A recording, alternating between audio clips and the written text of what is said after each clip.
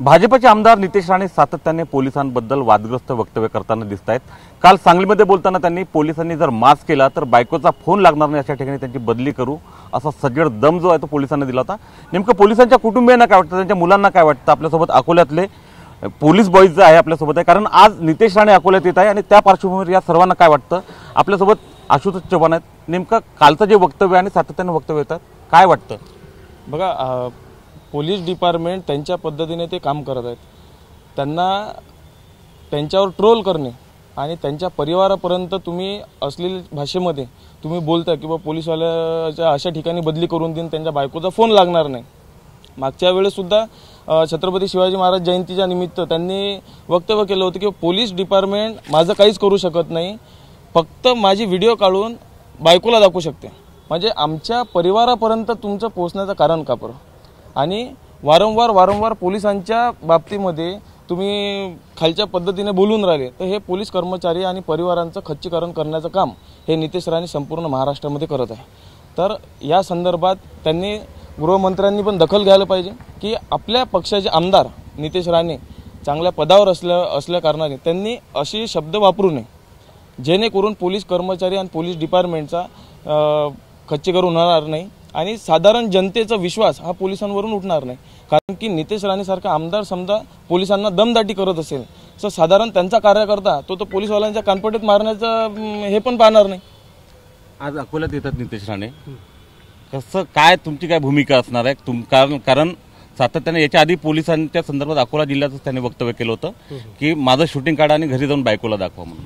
नाही, याबद्दल नक्कीच आम्ही या गोष्टीचा विरोध करणार। कारण पोलीस प्रशासनाच्या प्रत्येक धोरणेमध्ये जेही राजकीय पक्ष आहेत किंवा राजकीय व्यक्ती आहेत यांच्या संरक्षणासाठीच पोलीस प्रशासन नेहमी 24 तास काम करते आणि सामान्य माणसाच्या संरक्षणासाठी जर पोलीस कर्मचारी जर काम करत असेल आणि त्याच्यासाठी जर एकदम साधारण माणूस जो की आम्ही निवडून दिलेला तो जर पोलिसांना दमदाटी करत असेल आणि या संरक्षणाच्या भिंतीवर जर समजा आच येत असेल तर आम्ही या गोष्टीचा प्रखर विरोध करणार। सातत्यानं नितेश राणेंचे वक्तव्य येतात, मात्र गृहमंत्री किंवा त्यांना समज दिली जात नाही। घरी कुटुंबामध्ये जेव्हा अशी वक्तव्य येतात तेव्हा कुटुंबाच्या भावना काय असतात? ते जे कार्य करतात पोलीस कुटुंबीय ते आपले सगळे घर वगैरे सगळं मुलं बाळं सोडून समजा संरक्षण करतात। तर माझं असं म्हणणं आहे की अशा अधिकाऱ्याने किंवा पक्षवाल्यांनी त्यांना काही असं बोलू नये या वक्तव्य करू नये। वडीलच तुमचे जे आहे ते त्यांना संरक्षण देतात, तुमच्याच वडिलांबद्दल समजा जर असं बोलत असेल तर काय वाटतं मुलगा म्हणून? आम्हाला असे सहन नाही होत आहे, कारण की ते आमच्याच बद्दल बोलत आहे आणि आमच्या परिवाराबद्दल पण बोलत आहेत आणि आमच्या वडिलांतर असं कोणी बोललं तर आम्ही पण सहन नाही करू शकत नाही। काय वाटतं काय झालं पाहिजे त्याच्यात? त्या म्हणजे जास्त काही नाही, पण आम्हाला असं बोललं नाही पाहिजे कोणी, आम्हाला पण खराब वाटते ते। आज नितेश राणे बाहुबली हिंदू संमेलनासाठी अकोल्यात येत आहेत। अकोल्यात नेमकं त्यांचं स्वागत पोलीस बॉईज कसं करणार आहेत?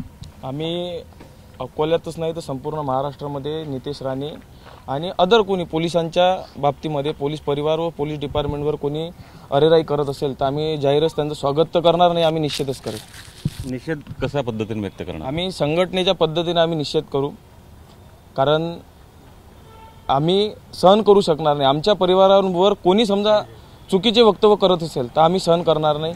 आम्ही महाराष्ट्र पोलीस बॉईज संघटनेच्या पोलीस बॉईज पद्धतीने आम्ही त्यांना जे स्वागत करायचं आहे अकोल्यामध्ये ते आम्ही त्या पद्धतीने करूच। एक शेवटचा प्रश्न विचारतो, तुमचेच वडील म्हणजे पोलीस त्यांचं संरक्षण करतायत, ते सातत्याने तरी पोलिसांच्या विरोधात बोलतात, सरकारकडे काय मागणी आहे?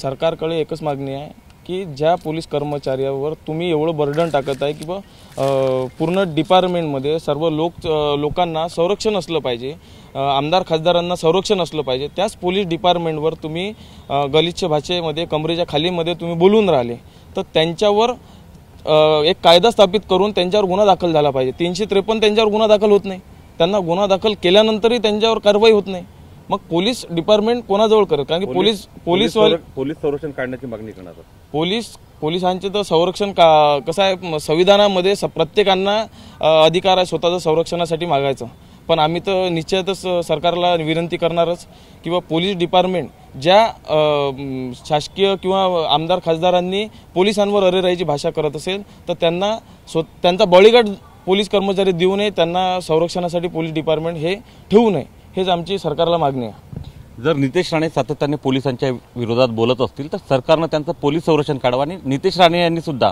पोलीस संरक्षण काढून महाराष्ट्रात फिरून दाखवावं असं आव्हान जे आहे या अकोल्यातल्या पोलीस बळी जे आहे या संघटनेनं व्यक्त केलं आहे.